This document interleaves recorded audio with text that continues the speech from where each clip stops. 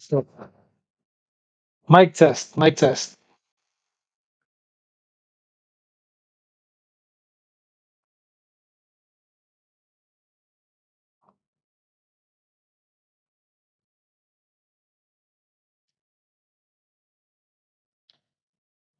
All right.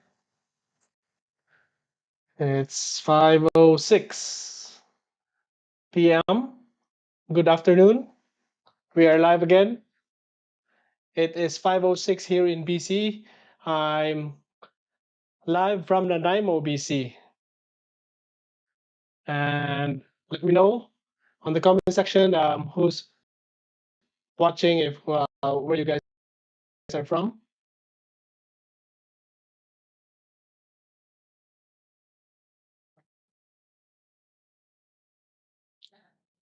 We will answer some questions. Actually, I think um, this is very important matter nowadays, especially because it relates with. I know Sensible Start is about, the topic here is about money, but also what's really big here in Canada is the recent immigration changes.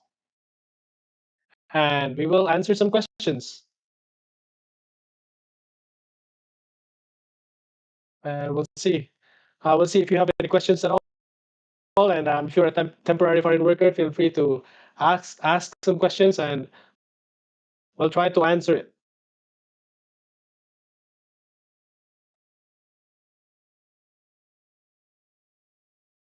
All right.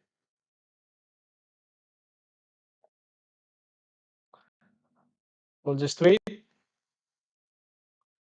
I do have some questions here ready, but we'll wait a little bit more time in order for us to, so that a lot of people can actually see the answers. The questions were like the most common questions I receive is that if basically can temporary foreign workers or even students, like temporary residents, can they actually open an investing account here in Canada, not just in BC? And what else?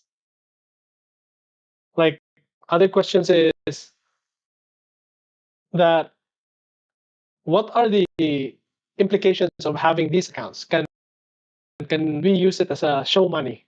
So I actually got those questions. It's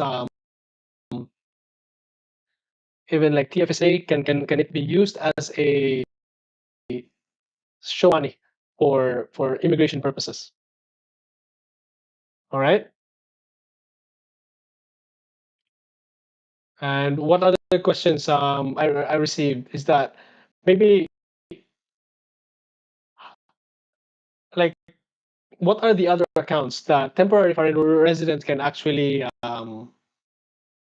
open? Basically, all other accounts, not just the FSA. I think the FSA is the safest account aside from checking, and aside from high yield savings account. I think the FSA would be your best bet. I was checking if my mic is working.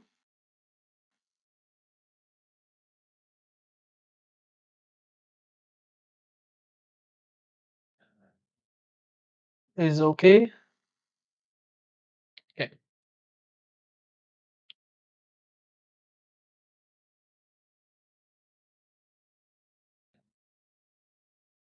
Right.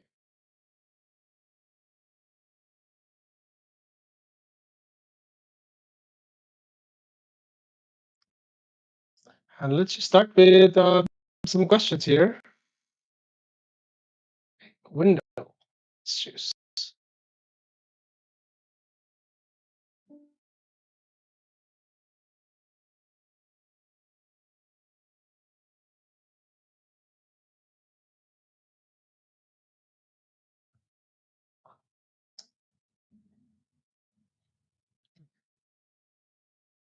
Here you go.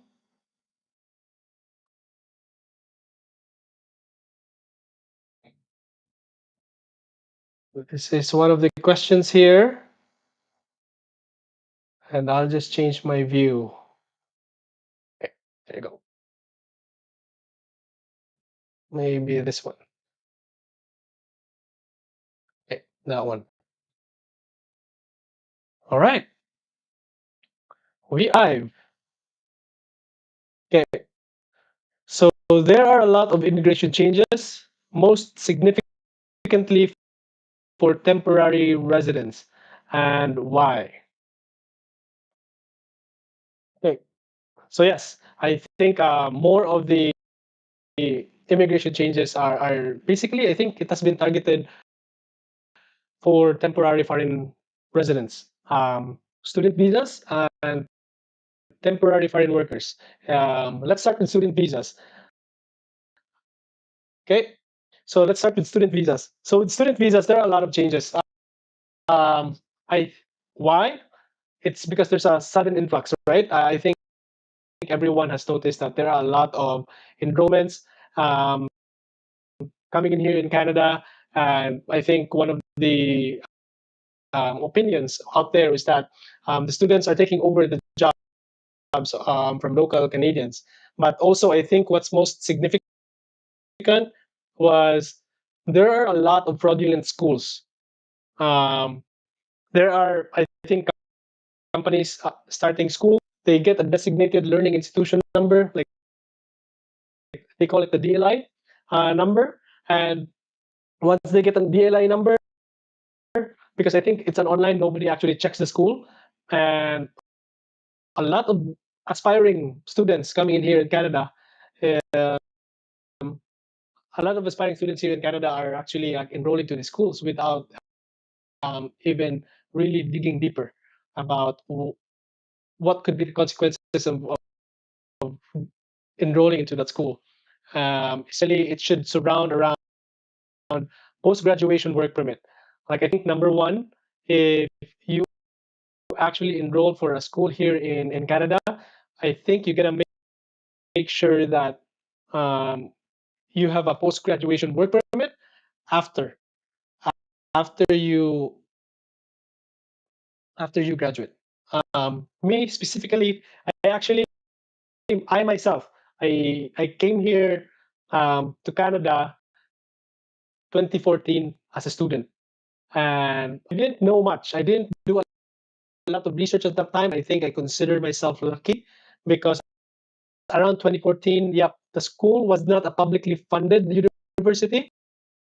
It was a private school, nursing related, and it was Omni College in Richmond.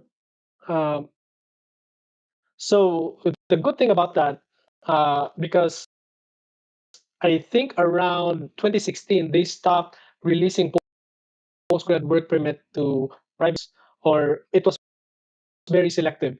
So I was lucky enough that around 2015 that I graduated, that I got the post graduation work permit, right? And I was really fast in applying the post grad work permit. But I think around 2016 to 2017, a lot of students from Omni College did not get any post grad work permit, and a lot of students from there are scrambling just to get outside of BC so that they can get an LMIA from other provinces. And I've had classmates who did that, and I was lucky enough to find a job in Prince Rupert way back 2015. Yeah, 2015. I arrived 2014, and then in mid 2015 I got my LPN license, and then I made sure I'll get a job in just in BC, that I don't need to get out of BC because the weather is nice, and also I think there was a way. So I think I sent probably 100 resumes or more to actually get an interview, and I was aiming for a public institution or public hospital, and I got a lot of response from private facilities because I was an LPN at that time.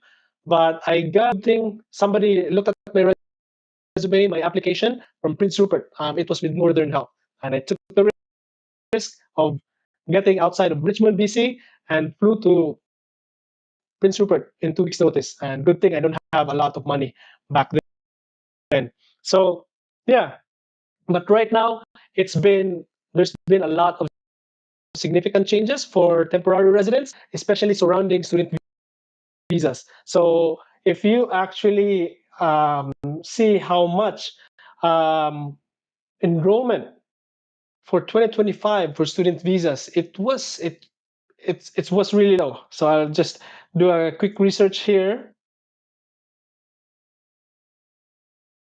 International students.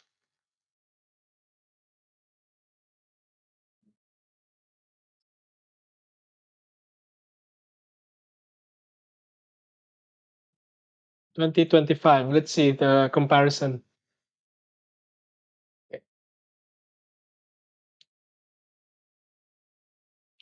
So the new arrivals from about international student enrollment was has dropped like 43%. So there was a great reduction.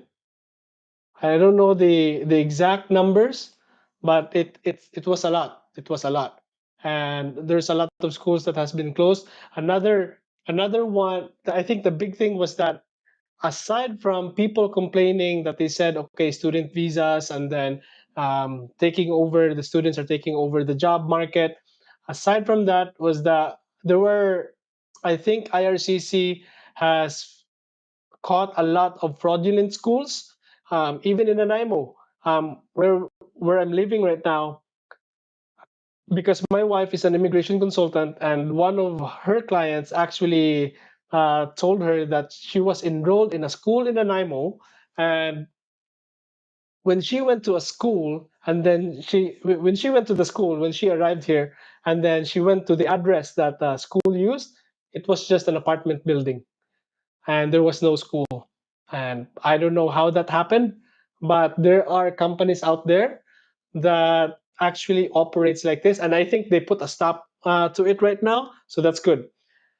So if anyone listening, watching here, and if you have a family who's trying to get here in Canada through a student visa, I think the best way would be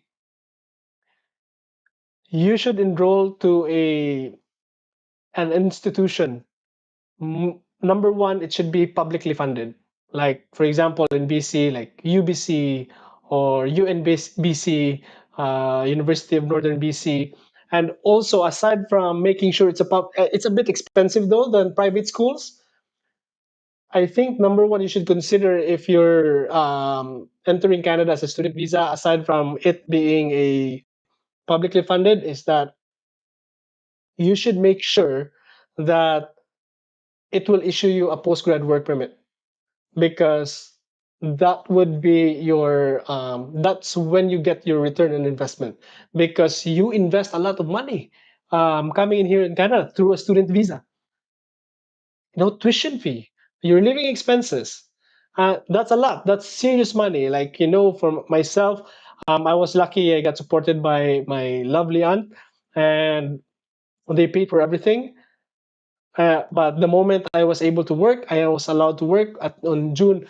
I think they actually, IRCC at that time allowed 20 hours of work starting June 2014 when I arrived. So I got lucky. So I went and worked in odd jobs like restaurants.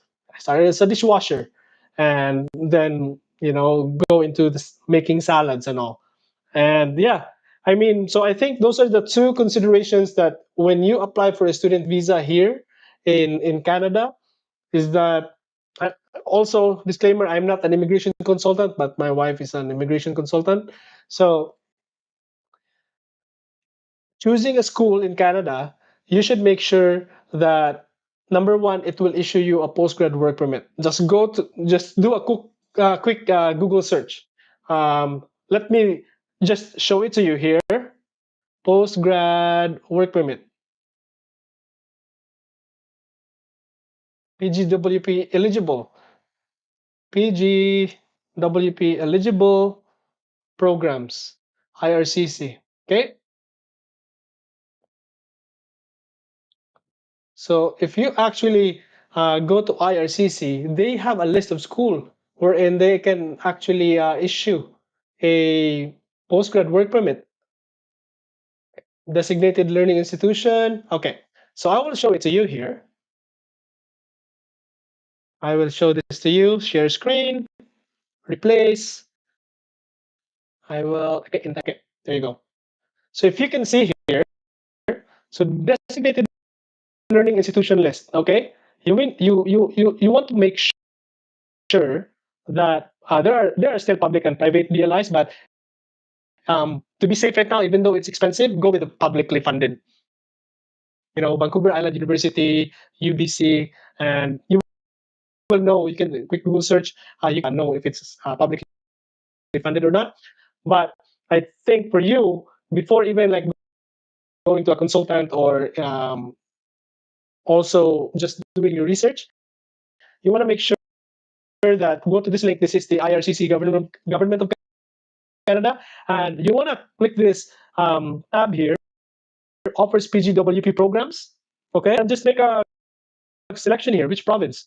And you can see that there's 60 schools because there's 60 entries. There's 60 schools in BC that offers postgrad work permit, because postgrad work permit is actually the work permit that you're gonna get after you graduate and let you stay here in Canada. And it's really important because you can get points. You can get points through this so that you can maybe go for Canada Experience Class, Express Entry, Canada Experience Class, or whatever pathway for PR is.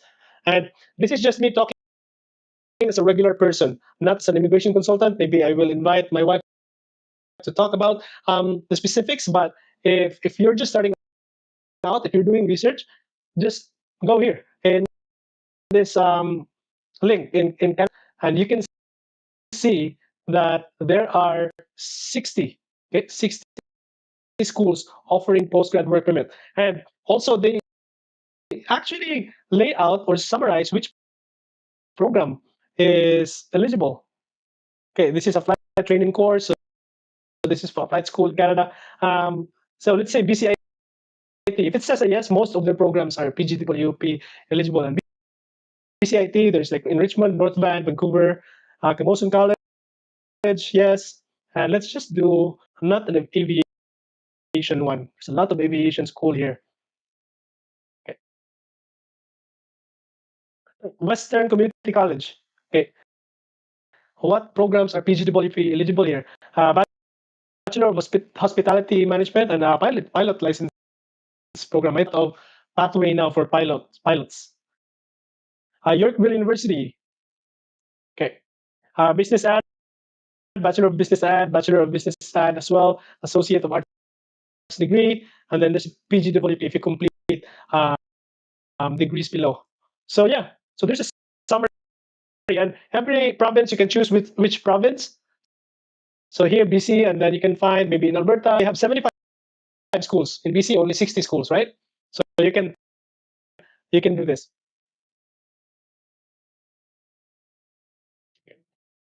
All right. So right. So yeah. So that was the changes. Okay.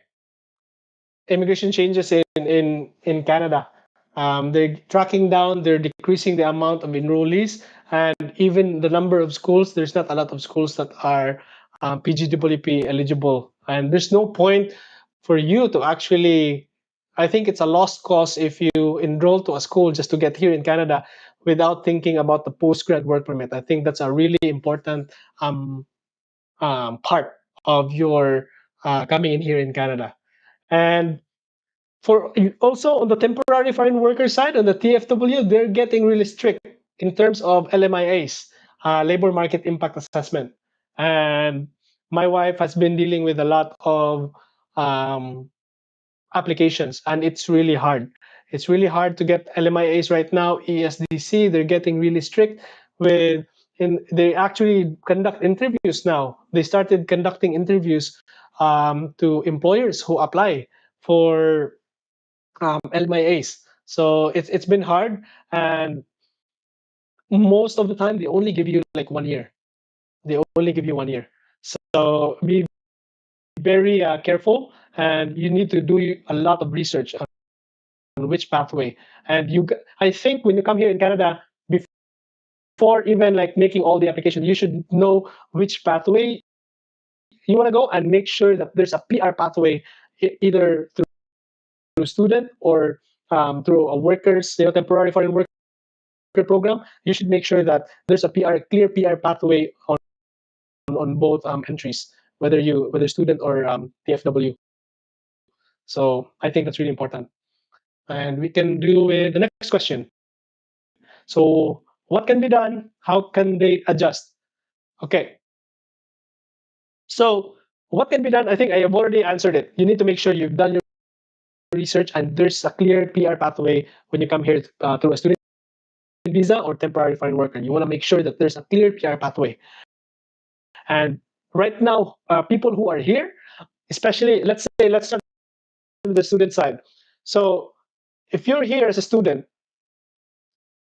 you want to make sure that there's a postgrad work permit. If not, if you don't have any postgrad work permit, the only option that lets you stay here in Canada is probably enroll to another program and make sure it's PGW eligible. Because, for example, if you made a mistake of enrolling to an institution that doesn't qualify for a PGWP, so you want to make sure that once you enroll to a next program, that it should be PGWP. And the next one is find an employer. Find an employer that will give you an LMIA. And LMIAs right now are very hard to come by. And please be wary of those consultants that are selling or charging a lot for LMIAs, because LMIAs should not cost anything. And there are employers that actually doesn't want to pay for LMIA, but there are other clients or temporary residents that are willing to pay for the processing side, for the processing for the LMIA, because it takes money and a lot of resources to process an LMIA. But I'm hearing people selling it for an outrageous amount, like 10,000, 20,000, even 25,000. And here in Nanaimo, there was one of the there's a consultant here that actually was offering an LMIA for 25K. And when we heard that, we told the client, just stay away. We don't think it's worth it. It's a lot of money, and you're not supposed to pay that kind of money, right? Because LMIA in the first place, employers is supposed to pay for the LMIA processing. So yeah, if you're a student, I think that's your option. Whether you enroll to another program, which is PGWP eligible, and, and yeah. Oh, I don't know what. So I'm talking about technicalities here, but we can get to the finance side. Okay, and I'll probably invite my wife Beulah to talk about this. So money wise, what can they do? Okay, so this is this is the topic that then I can really talk. So money wise, what can a temporary foreign worker or a student visa do? I'm just gonna my car is alarming.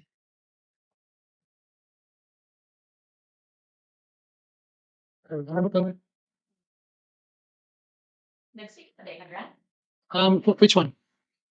Yeah. So yeah, sorry about that. So money wise, what can be done? Oh, what can sorry, what can they do? Um, I think money wise, if you came here in Canada and you're gonna make sure you save money, you save a lot of money. Why? Because of your PR pathway. I think most of the student visa applicants, most of the people that coming over here, has the goal of getting the permanent residency, and that will take a lot of money because number one, living expenses and processing and documentations that you need to prepare, whatever pathway it is that you can prepare for. So money wise, you should be prepared to actually um, be ready to pay for all those fees and sustain your living here in Canada. So if you can save everything and live below, live as cheaply as possible. I think that's the best way. Also, if you have been a temporary foreign worker here in Canada and you've been sending a lot of money back home, I think it's time to actually, if you really want to find ways to become a PR here in Canada, you can talk to your family that you need to save a lot of money in order for you to get your PR. That's really important. Okay, so this time I'm gonna give you an example. I'll give you an example wherein a temporary foreign worker here in BC um, opened a TFSA, okay, tax-free savings account, because technically you can actually open a TFSA account here in Canada. Okay, so that's the number one account that, aside from checking account, considering when you're here in Canada anyway, you're working, you have a checking account, you have a savings account, and you want to make sure that you have an emergency fund. That's really important because you know what, if something happens and you need to make sure you have extra savings. And it's so sad to see that there's a lot of temporary foreign workers here in Canada, and they don't even have a concrete pathway to permanent residency, and they're already buying new cars, brand new cars, and paying more than $1,000 a month just for car and also insurance. um, it shouldn't be. For me, I didn't buy a car until I lived probably 4 years. 4 years in Canada, I was just walking or commuting or taking a bike, using a bike to work. I didn't buy a vehicle until my wife and my eldest daughter came over to Canada in 2017. Okay, so it took me almost 4 years to buy a vehicle, and the first vehicle that I bought was Ford Fusion, and it was secondhand, and we paid cash on it. We paid cash on it. So yeah, what accounts can they open? Number one would be for me TFSA. Why? Because withdrawals are tax free, and you can withdraw it anytime. And the growth is tax free because you want to make sure that money is growing as well, even if you're still a temporary foreign worker, um, or even a student. But you're gonna make sure though that when you can only open this account when you lived in Canada for at least 183 days, you are deemed resident in Canada for tax purposes, if you've lived here for at least 183 days, so 6 months average, then you can open your TFSA. So I'll give you a story. There's a temporary foreign worker, and I think they're here for probably 2 years now, and they've opened all the registered accounts. They've opened TFSA, they've opened FHSA, and they've opened an RRSP. And even though it's very risky to open an RRSP and TFSA, I think they've accepted the fact that even though they make a withdrawal and get taxed on it, the growth will have already, what do you call that, offset it to the point that it's break even. And they are prepared for that. They took the risk. But I think number one, if you're just starting out, temporary foreign worker, just start with savings account, then TFSA. And then if you now have a clear pathway of becoming a permanent resident, then that's a clear pathway. Okay, probably next year I'm going to become a PR, or you have an application for PR. Then I think it's also okay to actually open a first home savings account if you really want to buy a house in the future, or an RSP, or registered retirement savings plan. But number one is TFSA. But this temporary foreign worker that I know, they've opened both because they don't want to pay a lot of taxes, and they're really smart because they're a couple and they're just living off one income, okay, and they're just investing the income of the other half. And that's why I think I made a post last year that, you know, having a wife or having a spouse is such a cheat code and of coming here in Canada, because you can always live off one income and you can always save the rest of the other's income, as long as, and the beauty about them is that they have a car. It's a second hand, but it's a good car, and also they can go wherever they want to enjoy the scenery of BC, because best things in life are free anyway, and it's free to go to parks, free to go hiking, and they're really good in managing their money, and to the point that they have maxed out their, I think, of their accounts, most of their accounts, and the returns on their investments are really good, to the point that even if they won't get a PR and they need to go back home, the growth of their account has more than offset the taxes that they will need to remit. Because if you're a temporary foreign worker and you put money in your RSP and FHSA, or first home savings account, the moment you take money out, there's a withholding. I think it's 20% withholding tax that the broker will take, and then you need to, on your final income tax return, your income tax return, you need to declare it as an additional to your income. So you might pay more taxes. So basically, you'll get a refund when you do the contribution, because in RRSP and FHSA, you will get tax deduction.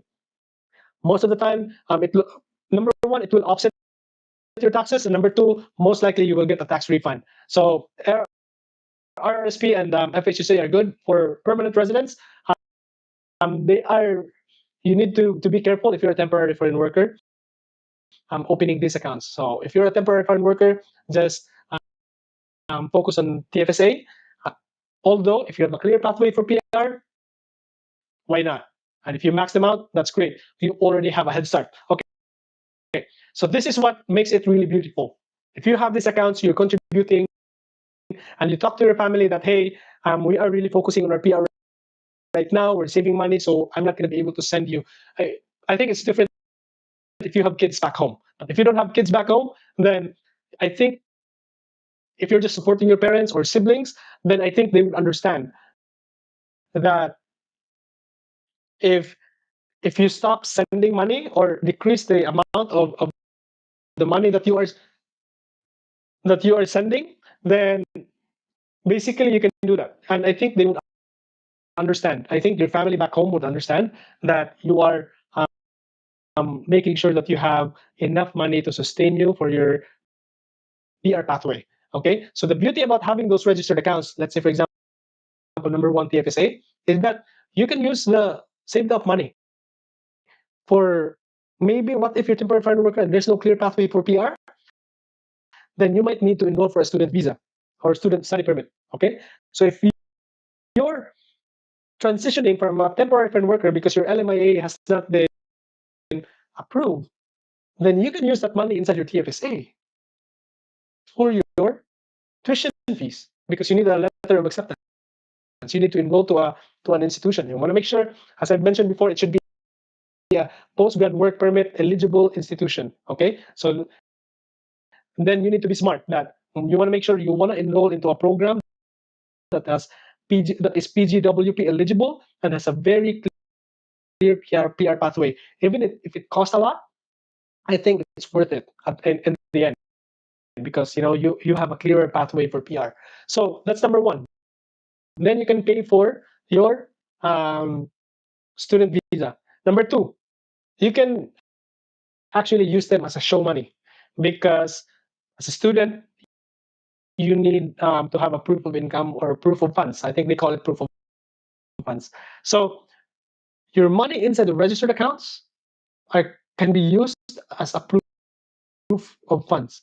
So you've already when you are building your money inside these registered accounts, then you now have less stress because now you can be creative and now you have an option to transition into student visa because you're not your LMIA is not being renewed and there's no clear PR pathway. Then you can use that saved up money for your transitions, and it helps a lot.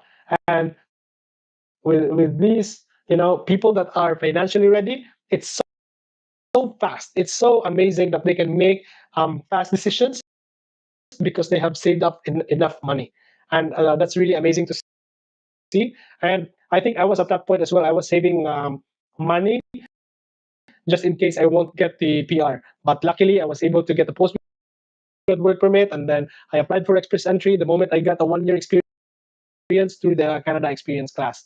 So, yeah, it's really important to actually start saving, not just saving, but investing your money here in Canada, even if you're a temporary foreign worker.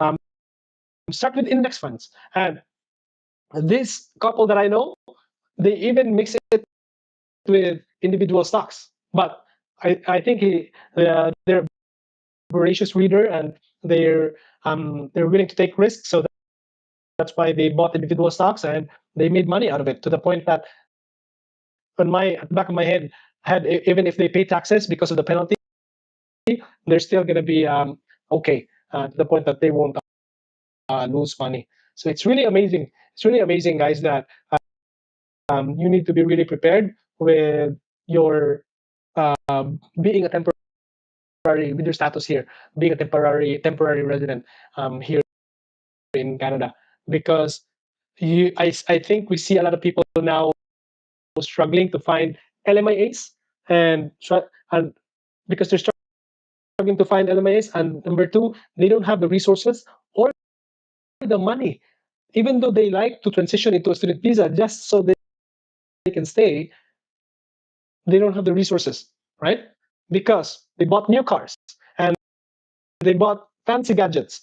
So that's why it's really important to, like, when you're new here in Canada, that you should be frugal enough, live below your means, and make sure to set aside some money because whatever, anything can happen, right? And residency requirements, I think I mentioned it with the residency requirements. I mentioned it 183 days. You're a tax paying resident, either temporary student or temporary foreign worker. You have a SIN number. You can open these accounts. Okay, so that's really important. And just invest, start with index funds, which is kind of like more like the conservative side. You can start very conservative as well, even if you don't invest it for 1 month because you're just learning.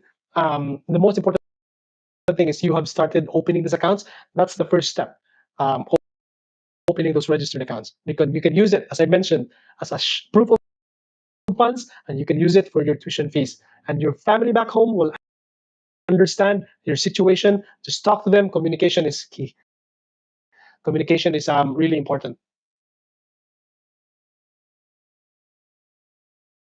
Oh, all right.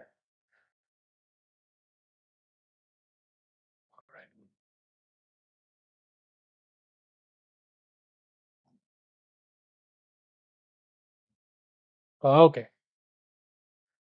I think this these are I think this is what I just what I really wanted to talk about. What accounts they can open and how to actually take advantage of them. And yes, temporary residents can actually open a registered account. My number one pick for you guys is TFSA. Even though there's no tax deductions or you won't get a tax refund, your money grows tax free. You can withdraw it anytime so that you are ready, right? The thing is, you want to make sure though that you have applied for, you have filed your income taxes so that you will see that you have the contribution room. And for those people who have a clearer PR pathway, who are confident enough that they're going to become a PR here because they've done the research, then by all means, you can open an RRSP. And especially if you're, yeah, you have the investor mindset that, okay, I'm saving money and I also want to buy a house in the future, then open an FHSA, but only if you have a clear pathway to become a PR here. But for those people who open FHSA and RRSP, especially the example that I mentioned, now they can use that money for student visa if they need to. But it seems like I think they're gonna be okay with prayers, not just because not just on their own might and talent and actions. It's also like very dependent on God as well, and lots of prayers. Lots of prayers. It's very important to do this. Okay, I think are just the four um, those are the four questions that I've received, and the most common one is what registered accounts, and yeah, I've mentioned it, TFSA. All right, and I think you can really do this, and at the end of the day, if you start saving money inside your TFSA or other registered accounts, at the end of the day, it's gonna be your money until you become a PR. If there's challenges, you need to transition to student visa or apply for another LMIA, for example, because maybe there's a positive LMIA, and that's another processing fee. If you can do it yourself, good, because I think immigration processes can be done by ourselves, but it's getting really difficult right now that a lot of people would rather um, do it with an immigration consultant. But you want to make sure that your immigration consultant is, very high integrity, high transparency, and I don't know of any other immigration consultant that has high integrity and transparency except for Beulah from JBI Immigration, and I know because she's my wife, and I will probably invite her to talk about also making sure that we can talk about the money side of immigrating here in Canada, because our page Sensible Start is geared towards financial education, especially for newcomers and immigrants like me. And if you have if you were able to listen to this, and I hope you've learned something, either if you are a temporary resident or a PR here, but you have a family member or a cousin, a friend who's on that situation, what can they do? Yes, there's a lot of things that they can do as a temporary foreign worker here, or temporary resident, like a student. So they can open those registered accounts, start putting money, start investing. Whether you become a PR or not, it will help you along the way, and your family will understand if you can't send money over, because that's the best about family. They will understand. And if you're feeling guilty, I think that's normal, but you're gonna convince yourself that it's gonna be okay, and they would understand, and you can help them more if you become a PR or a citizen here in Canada. So a sacrifice is really needed, um, and I've seen a lot of people that are actually that was actually like got refused for a visa, and they went home. They went home, and it's very unfortunate because they were unprepared. Number one, financially. you know, because you can find pathways if you can afford it, right? And I hope you don't go into much debt. If you go into debt, you loan some money, you want to make sure that, I don't advise that, because I advise for you to save enough money on the side. But if you need to loan money, you need to make sure that if you're loaning money from someone else or family, you want to make sure that the um, your pathway is much promising than what you did. Make sure that there's a proper PR pathway. If you decide to go to a student visa, you want to make sure that it can issue you a post-grad work permit. And aside from that, make sure as well that there's a PR pathway after the post-grad work permit, whether to a Canada experience class or whatever, or health authority stream. We have been able to help a lot of people on the health authority stream, on the express entry side. My wife will know about it.